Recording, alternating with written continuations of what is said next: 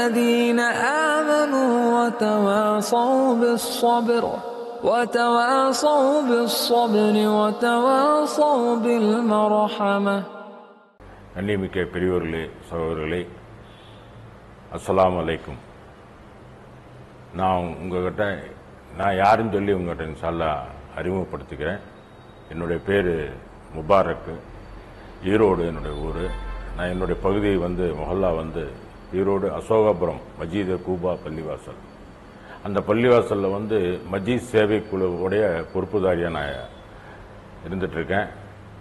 இந்த மஜீத் சேவை குழு ஆரம்பித்து 2014 ஆரம்பித்து இப்போ 2024 10 ஆண்டு காலம் அல்லாஹ்வுடைய கிருபையில் மக்களுடைய ஒரு நல்ல ஒரு ஆதரவோடு நாம் இந்த வேலையை தொடர்ந்து அல்லாஹ் தாலா நம்மளுக்கு செய்ய வச்சுட்டு இருக்கான். இதுக்கு நாம் நான் என்னுடைய முதல் நன்றி இறைவனுக்கு நான் காணிக்கையாக்குறேன். ஏன்னா இந்த வேலை அல்லாஹ் தாலா என்னை தேர்ந்தெடுத்ததுக்கு நான் அல்லாஹ்வுக்கு நான் நன்றி செலுத்துகிறேன்.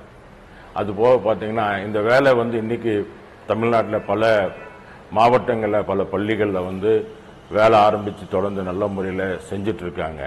ஒரு மொஹல்லான்னு எடுத்துட்டிங்கனாக்கா அதில் பணக்காரரும் இருக்காங்க, ஏழைகளும் இருக்கிறாங்க, மிடில் கிளாஸும் இருக்கிறாங்க, ரொம்ப கீழே இருக்கிற கிளாஸுமே ஏழைகளும் இருக்கிறாங்க. அங்கே அந்த மொஹல்லாவில் இருக்கக்கூடியவர்களுக்கு அதே மொஹல்லாவில் இருக்கக்கூடிய செல்வந்தர்கள், நல்ல மனம் உள்ளம் கொண்ட கொடுக்கக்கூடிய வள்ளல் உள்ளம் கொண்டவங்க இருக்கிறாங்க. அவங்ககிட்ட போய் பேசி இந்த இது மாதிரி மக்கள் இருக்கிறாங்க, இவங்களுக்கு உதவக்கூடிய பொறுப்பு எங்களுக்கு இருக்குது அப்படின்னு சொல்லி எடுத்து வச்சு அவங்ககிட்ட சொல்லி அவங்ககிட்ட வாங்கி நம்ம மொஹல்லாவில் இருக்க யார் ரொம்ப கீழே ரொம்ப ஏழைக்கு வறுமை கோட்டு கீழே இருக்கக்கூடிய அந்த மக்களை, ஏழைகள், ஊனமுற்றோர், முதியோர்கள், பிள்ளைகள் இருந்தும் கூட அவங்கள கவனிக்காமல் இருக்கக்கூடிய பிள்ளைகள் அது மாதிரி ஆளுகளை தேர்ந்தெடுத்து அவங்களுக்கு தொடர்ந்து நாம் இந்த உதவி செஞ்சுட்டு இருக்கோம். இது பெரிய எனக்கு ஒரு கிடைத்த பெரிய பாக்கியம், எனக்கு வாய்ப்பு. ஒரு 10 கோடி ரூபாய், ஒரு 100 கோடி ரூபாய் எனக்கு கிடைச்சிருந்தாலும் கூட அந்த சந்தோஷம் எனக்கு கிடைச்சிருக்காது. பெரிய ஒரு மில்லு ஓனர் நான் சொல்லி கூட நான் பெருமைப்பட்டவங்க கூட பெருமை கிடையாது.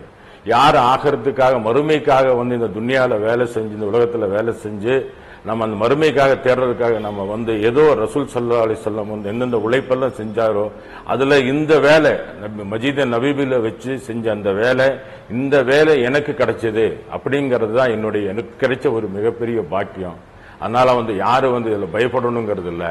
உதவி கிடைக்காது, அல்லாஹ்வுடைய உதவி நம்மளுக்கு கிடைக்காது, எப்படி செய்யறது, எப்படி ஆரம்பிக்கணும் பயப்படணுங்கிறது கடுகளவும் கூட நீங்க பயப்படணுங்கிறது இல்லை.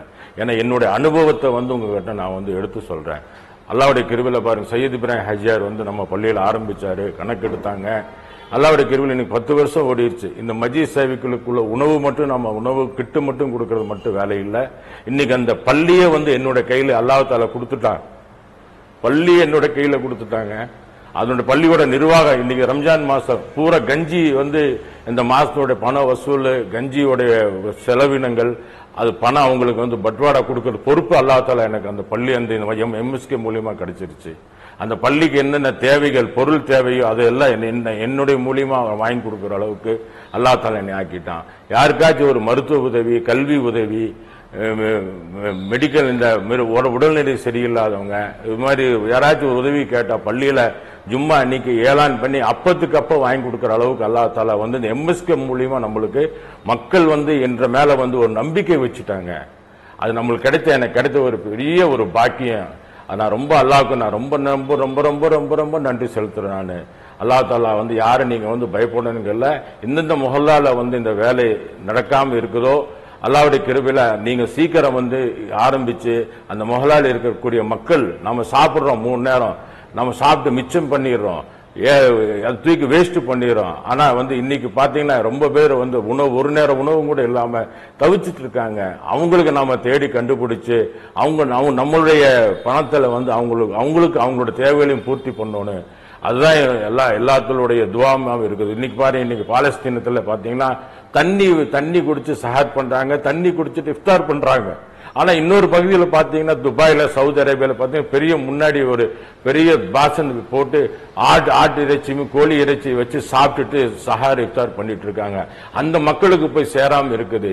இது ஒரு தொடர்பு இல்லாம இருக்கிறோம். நாம இந்த தொடர்பு நாம ஏற்படுத்தணும். பாருங்க, கண்ணு முன்னாடி நாம பார்த்துட்டு இருக்கோம். இன்னைக்கு இந்த நிலையில இந்த அதே பாலஸ்தீன், இந்தியாவில இதே நிலை இங்க வரக்கூடாது. அதான் ஒவ்வொருத்தரும் செய்யக்கூடிய துவாவா இருக்குது. இன்ஷா அல்லாஹ் நீங்க தொடர்ந்து ஒரு முயற்சி எடுத்து உங்க மொஹல்லால இந்த மஜ்லிஸ் சேவைக்குள்ள ஆரம்பிச்சு அல்லாஹ்வோட உதவி உங்களுக்கு கண்டிப்பா கிடைக்கும். என்னோட அனுபவம் மூலியமா உங்களுக்கு நான் தெரிவிச்சுக்கிறேன். அஸ்ஸலாமு அலைக்கும்.